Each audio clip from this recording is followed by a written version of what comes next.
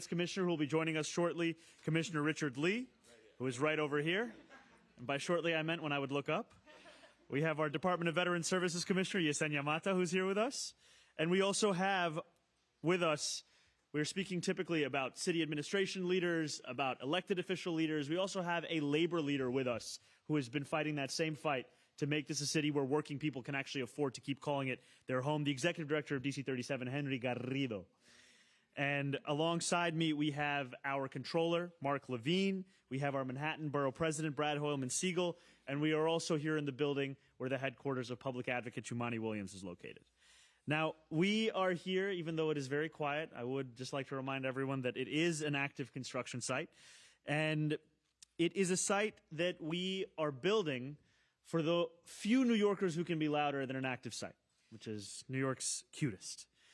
And this fall, it is a center that will be transformed into New York City's first ever on-site child care program for municipal employees. This is a site that will be 100% free with the child care that it provides. It'll provide full day care from children as young as 6 weeks to as old as 3 years old. And on April 30th, these applications will open for every single worker in the David Dinkins building, as well as every single Dcas employee, regardless of their location across the city. This will be managed in-house by Dcas and operated by a contracted child care provider that we will be announcing later this spring. Now, this is a building of over 1 million square feet of office space and more than 2,000 city employees from over a dozen agencies. Now, for too many of those employees, finding affordable child care has long been one of the greatest obstacles they faced. And we never want city workers to have to choose between a job that they love and raising their kids in the family, in the city that they call home. This is what Wall Street would call a good investment. We've seen that every dollar invested in childcare delivers a 13 times return on investment. Providing free universal childcare saves families $20,000 a year at least. And we know that after housing, the cost of childcare is what is pushing working families out of this city. This center is just one example, one step that our administration is taking to make it that little bit easier to keep calling this city New Yorkers' home. And we're so proud to be here standing alongside so many of the very workers who are bringing this to fruition, because what it does is it makes it, oh, you all right? Oh, no worries. It makes it the kind of city that we want to be living in. One where we can not only think about our present and our past, but also how we build and deliver our future. So I'm excited to see this center open its doors in just a couple of short months, serving the parents who keep this city running. And with that being said, I'm now going to pass it over to our Dcas Commissioner, Yume Kitase.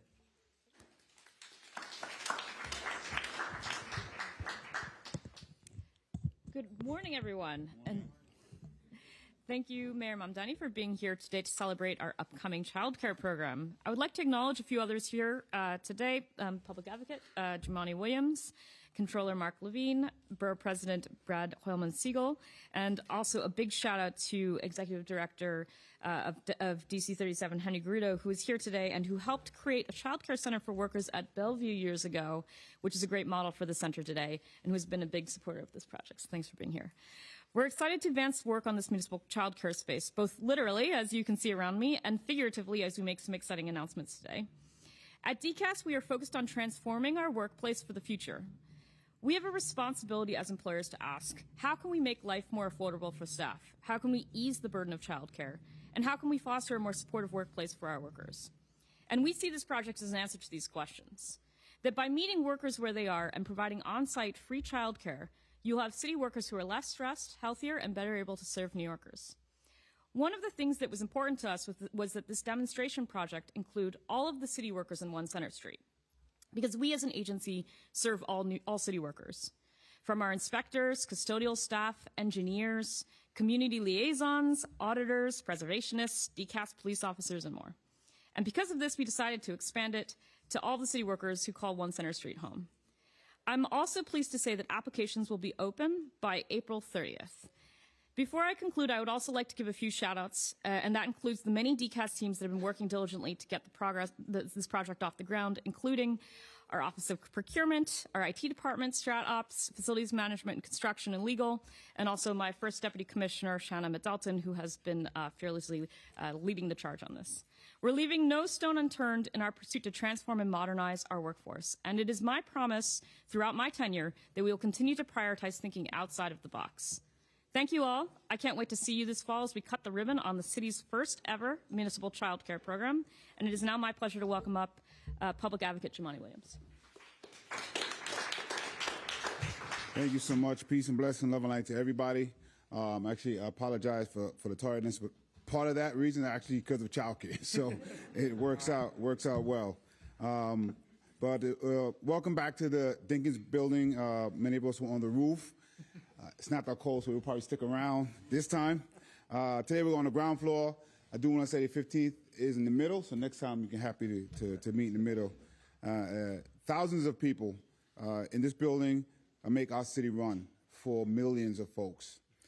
My personal favorites, of course, about 50, 60 on the 15th floor. But as dedicated as our employees are to the city, they're even more dedicated to their families. Providing this opportunity through a pilot program will help ensure that both are cared for and that we can grow responsibly. The city should be setting an example for new models of workplace, and providing child care to employees is a valuable service as well as an important statement about our commitment to child care. Employee-provided child care is a major boost to employee retention and to recruiting top talent in the first place, so it's actually good for everyone all around. A 2023 survey found that with reliable and affordable childcare, 86% of working parents were more likely to stay at their company, and 78% said childcare support is having a positive impact on their careers.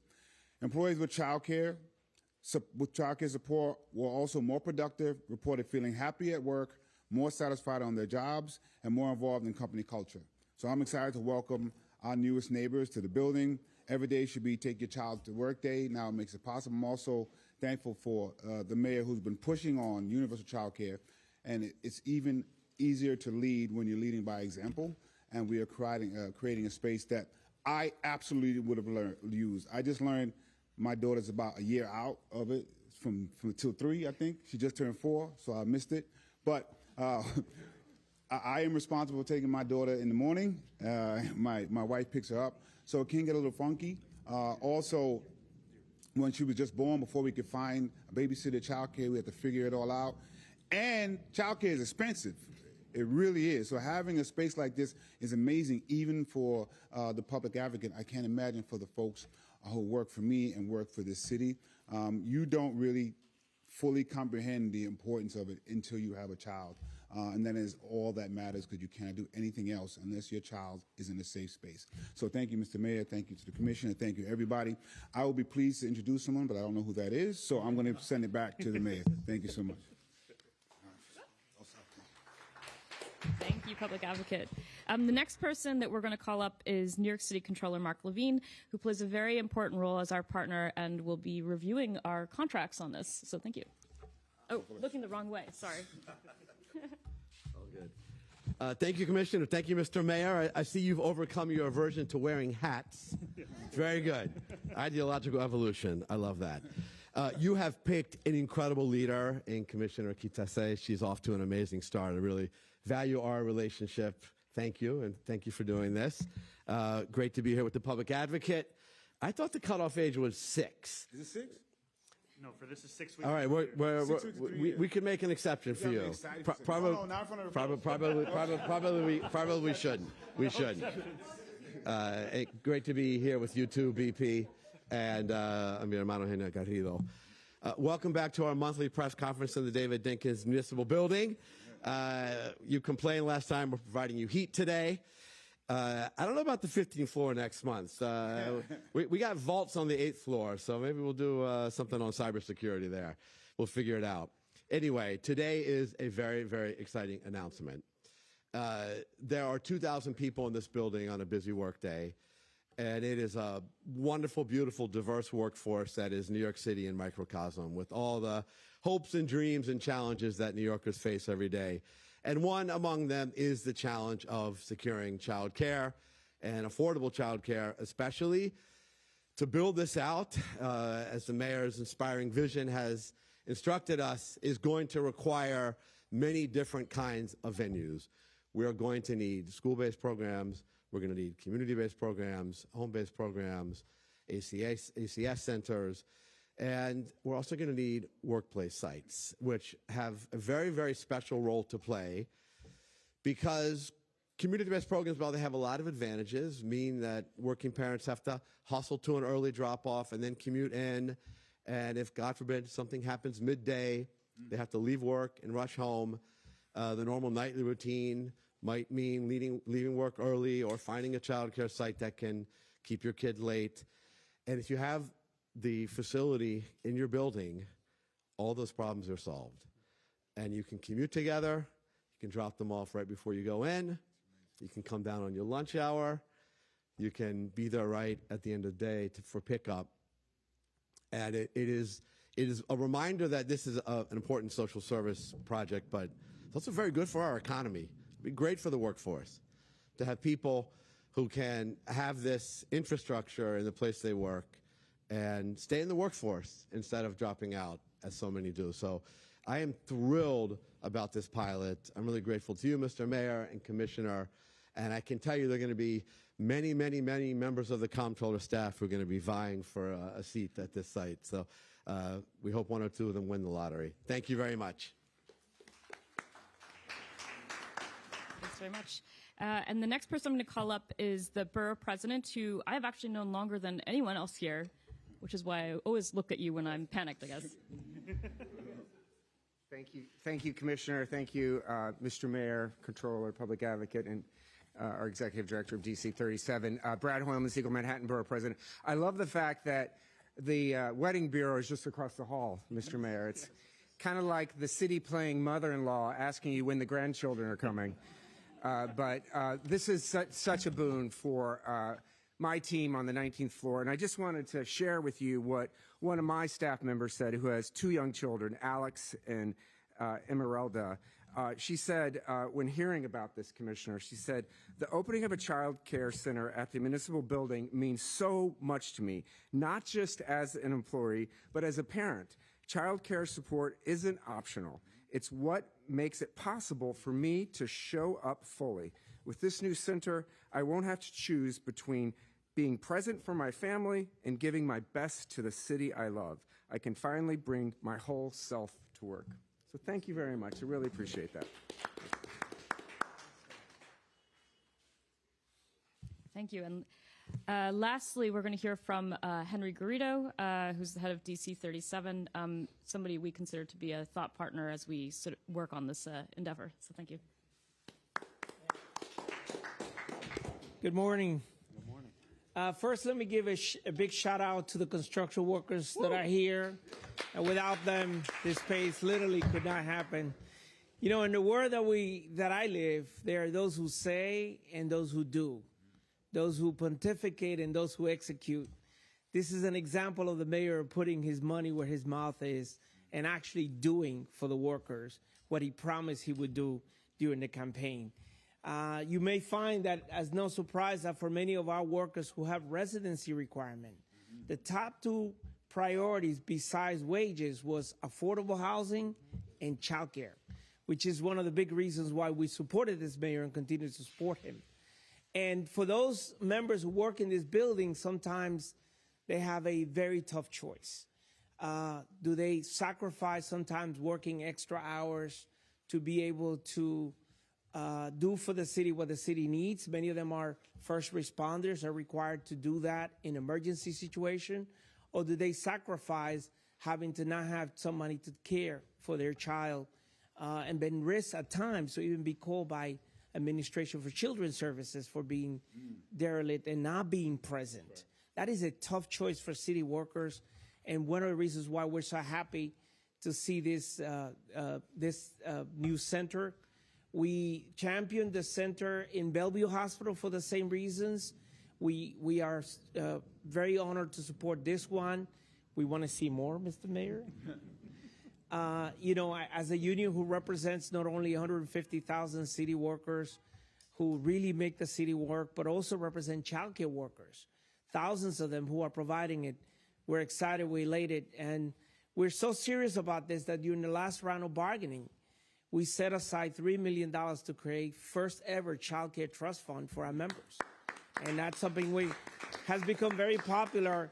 But unfortunately, the availability of childcare is not something, especially in this area, with rent and everything. It's very hard to open a center. So we want to thank the mayor, we want to thank the commissioner, obviously the elected officials that are here for fulfilling a campaign promise that it's just a start. I like to see, and you know, we're happy to see more city workers coming, hiring more of that.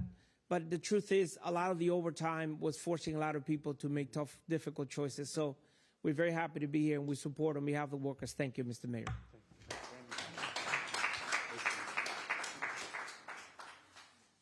Thank you. I'm just coming back to say that we'll take on-topic questions now. Thank you. Sorry. Don't worry, we'll have on-topic too. All right, we'll start with some on-topic questions, though.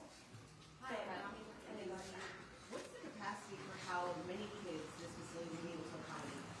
Sorry, could you say that just one more time? Sure. Around the NBC, how many kids are this able to accommodate when it's fully built? This will be able to accommodate 40 children, and the applications will begin shortly. They will be available to every employee who works at this site, as well as every Dcas employee across the city. Jobs for the employees who will staff it? Yes, this will also have a vendor that is contracted to provide this service, but also, as Executive Director of DC37, Henry Garrido, mentioned, we're also seeing so many Dcas workers making this a possibility today. Hey, Mr. Mayor, how are you? Hey, how's it going? So what is Where the were cost? you in the inner circle? You were there? You were there? Yeah, we had our whole table. UFC makes it Oh, all I mean on the stage. Oh, no. Mrs. Rachel is over here. I know. Gail Brewer's over there.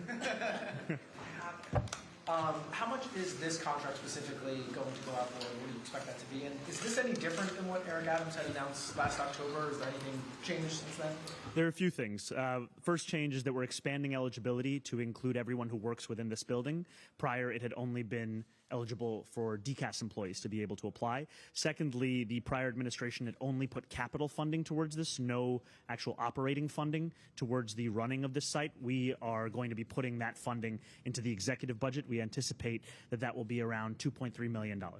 And that's just for this? That's for this site. Yes, for this site. Yes.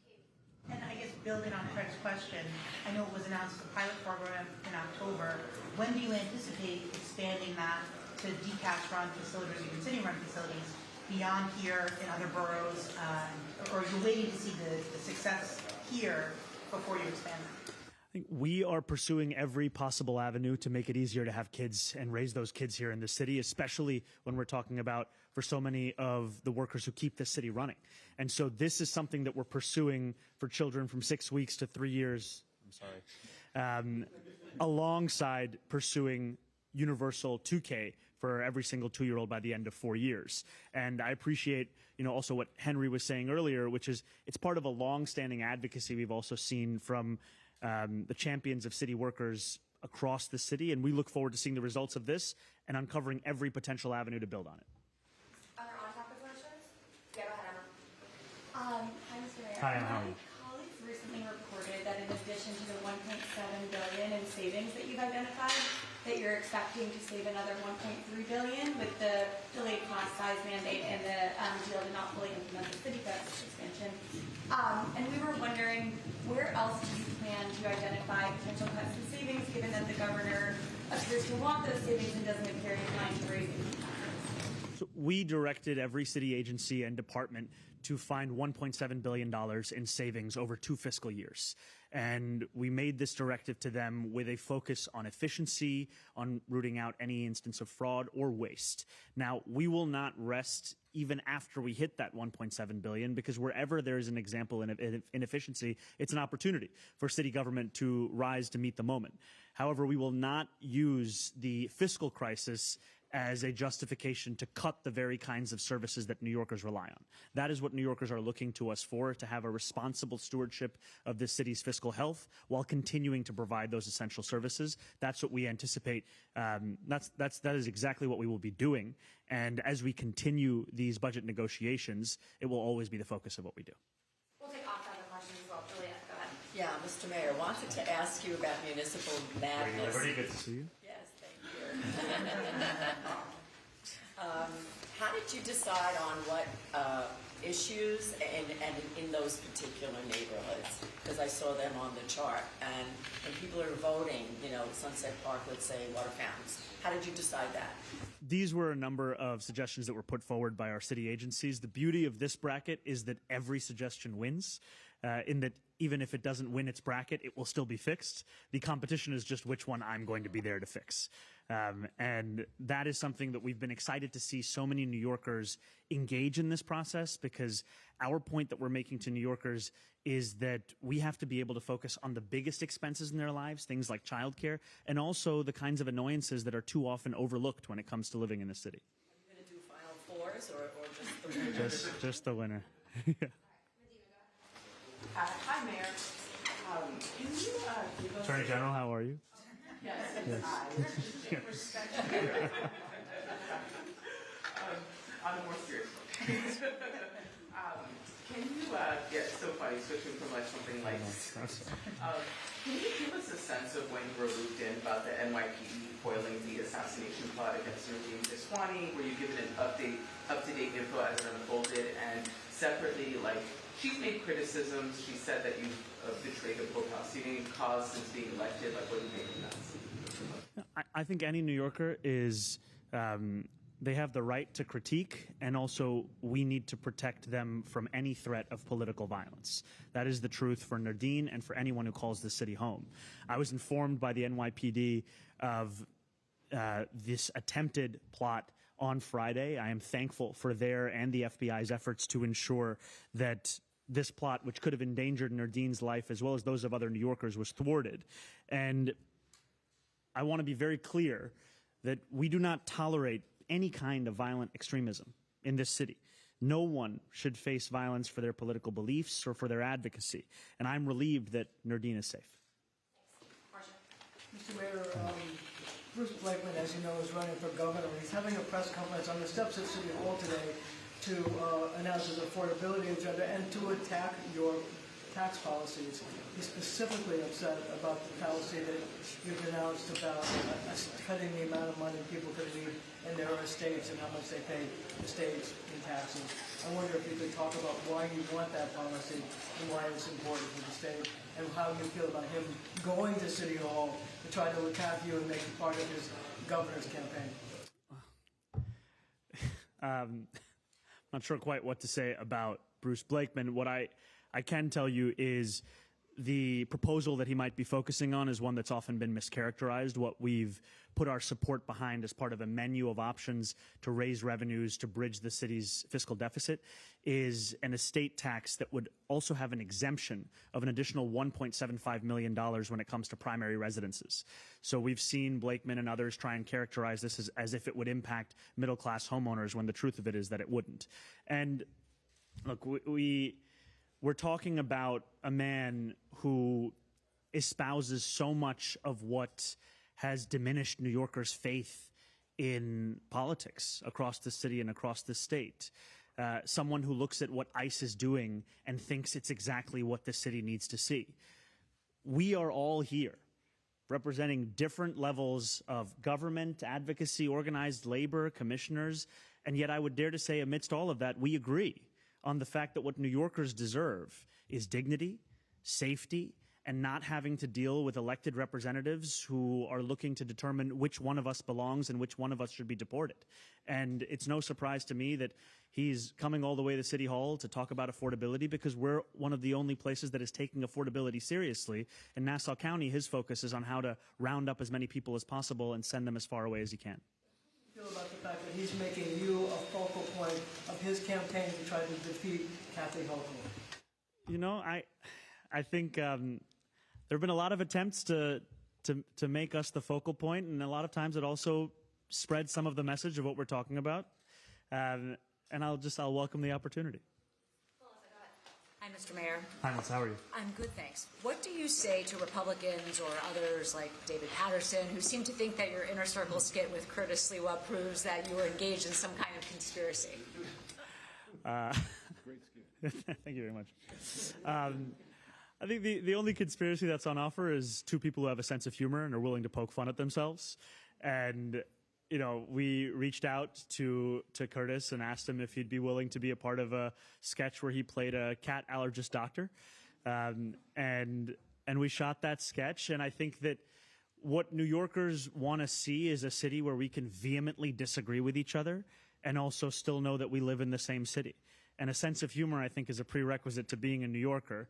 And all of these people who can't distinguish between a sketch and reality, I think it shows some of the problems they're having with their politics. Yeah, last question, Laura. The state budget deadline is tomorrow. Hi, Mr. Mayor. Safe to assume, I think, that they're not going to hit that deadline and have a deal by then. But do you think it's reasonable to assume that you're going to get more in direct aid from the state, given the state's budget surplus, without any sort of like as a one-shot budget addition? We're encouraged by the nature of the negotiations and the conversations we're having with the governor and with state legislative leaders. And what has been heartening is a recognition of the fact that we came into office looking at a $12 billion fiscal deficit. And over the time with the accounting for Wall Street bonuses and revenues and savings, as well as... This has been breaking news.